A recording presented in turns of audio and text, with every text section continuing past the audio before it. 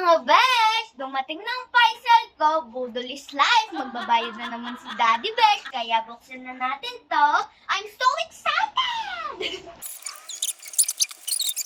Anong basa nito mga besh to translate?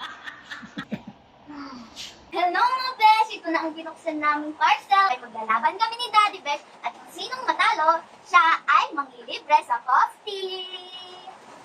Rock, paper, scissors, shoot. Rock, paper, scissors, shoot. Okay. Lalaki ba yan? Hindi nga. So, babae yun. Sorry. Hurry up. Magkano ba? Go. Go na. Babae ba siya? Hindi.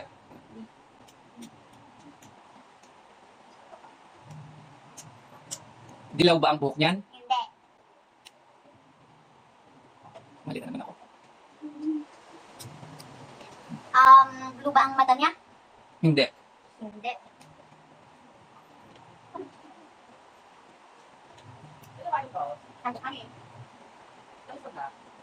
May salamin ba siya? Meron.